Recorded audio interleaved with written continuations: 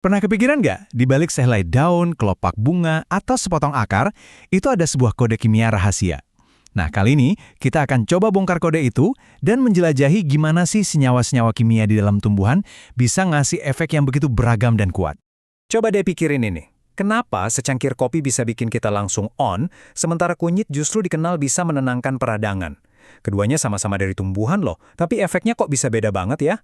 Jawabannya ada di dalam bahasa rahasia mereka, bahasa kimia yang kita sebut sebagai fitokimia.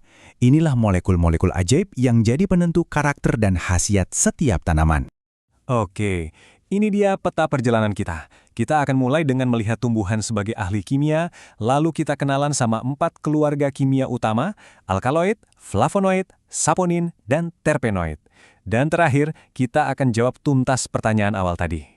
Bagian pertama, sebelum kita bedah satu persatu, kita perlu paham dulu, kenapa sih tumbuhan itu bisa dibilang ahli kimia paling jago di planet ini? Nah, yang menarik dari kutipan ini adalah penekanannya. Senyawa-senyawa ini tuh bukan produk sampingan yang nggak sengaja dibuat. Bukan. Mereka ini adalah alat super canggih yang dirancang lewat evolusi buat bantu tumbuhan bertahan hidup, berkomunikasi, dan melindungi diri. Sekarang, kita kenalan sama keluarga pertama, alkaloid. Anggap aja mereka ini kayak pasukan khususnya dunia tumbuhan. Reaksinya cepat dan efeknya kuat banget. Jadi, kata kuncinya di sini, atom nitrogen. Kehadiran nitrogen inilah yang ngasih alkaloid kekuatan buat berinteraksi secara spesifik sama tubuh kita, terutama sistem saraf. Ini yang bikin mereka beda. Karena target utamanya sistem saraf pusat, efeknya ya langsung terasa banget. Mulai dari meredakan nyeri kayak morfin, ngasih tendangan energi kayak kafein, sampai melawan parasit malaria kayak kina. Kekuatan mereka ini nggak main-main. Dan kita tuh udah akrab banget sama tanaman-tanaman ini. Kopi yang kita minum tiap pagi, candu dari bunga opium yang jadi dasar banyak obat pereda nyeri, sampai belladonna yang legendaris itu. Semua kekuatannya datang dari alkaloid. Lanjut ke keluarga berikutnya, flavonoid. Kalau tadi alkaloid itu pasukan serbu, nah flavonoid ini kayak pasukan penjaganya. Mereka adalah pelindung sel yang sekaligus ngasih warna-warni indah ke tumbuhan. Coba dilihat struktur kimianya. Kerangka unik inilah yang bikin mereka bisa menyerap cahaya dan memantulkannya sebagai warna-warni cerah yang kita lihat di buah beri, sayuran, dan bunga. Tapi fungsi mereka jauh lebih dalam dari sekedar penampilan. Inilah tugas utama mereka, menjadi pelindung. Mereka adalah antioksidan yang hebat, yang tugasnya menetralisir molekul perusak bernama radikal bebas. Selain itu, mereka juga membantu meredakan peradangan dan bahkan bisa memperkuat pembuluh darah kita. Dan kabar baiknya, mereka ada di mana-mana dalam makanan kita. Teh hijau yang kaya katekin, bawang merah dengan quercetinnya, dan buah-buahan sitrus. Jadi makan makanan berwarna-warni itu secara harfiah berarti kita lagi makan para pelindung ini. Oke, berikutnya kita punya keluarga dengan sifat yang unik banget, saponin. Namanya sendiri berasal dari sapo, kata Latin untuk sabun. Dan itu udah jadi petunjuk besar tentang cara kerja mereka. Nah, ini cerdas banget. Jadi mereka itu punya kepala yang suka air dan ekor yang suka lemak. Struktur dua muka ini bikin mereka bisa berinteraksi dengan membran sel kita yang sebagian besar terbuat dari lemak. Kemampuan inilah yang jadi dasar dari semua efek biologisnya. Di dalam tubuh, mereka bisa melakukan hal-hal luar biasa, kayak memodulasi sistem imun kita atau mengikat kolesterol di usus biar nggak terserap. Tapi, perlu dicatat juga, kemampuan mengganggu membran ini juga berarti beberapa saponin bisa berbahaya kalau masuk langsung ke aliran darah. Contoh klasiknya ya, ginseng, yang khasiatnya banyak datang dari saponin bernama ginsenosida, atau lerak, yang dari dulu dipakai sebagai sabun alami, dan mereka juga banyak loh di dalam kacang-kacangan.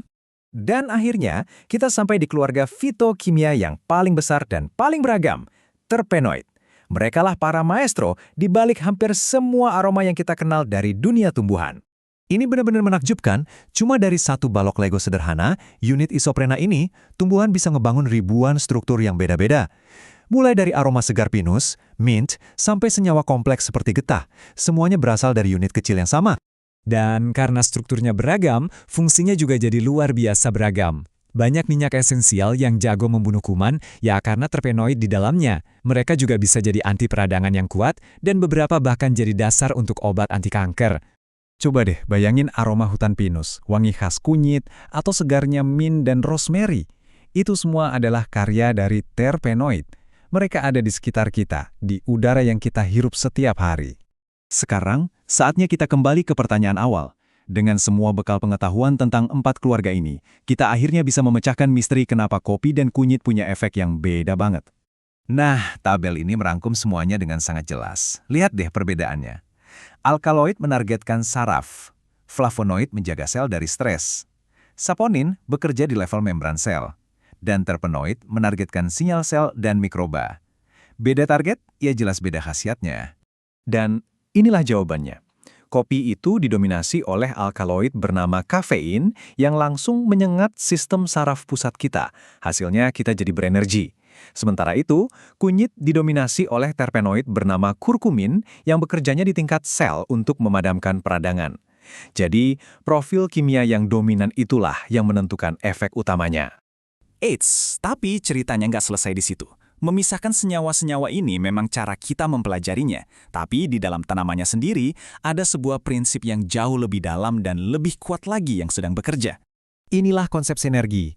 Jadi, sebuah tanaman itu bukan sekedar sekantong senyawa tunggal, dia itu lebih mirip orkestra kimia yang kompleks, di mana berbagai alkaloid, flavonoid, dan terpenoid bekerja sama, saling memperkuat dan menyeimbangkan efek satu sama lain. Makanya, seringkali, efek satu tanaman utuh itu jauh lebih hebat daripada satu senyawanya saja. Dan ini membawa kita ke sebuah pemikiran terakhir. Setiap tanaman itu ibarat perpustakaan kimia raksasa yang belum sepenuhnya kita baca. Kalau dari sedikit yang kita tahu sejauh ini saja, kita sudah menemukan begitu banyak hal luar biasa. Coba bayangkan, rahasia apa lagi yang masih menunggu untuk kita temukan di dalam apotek alam yang menakjubkan ini?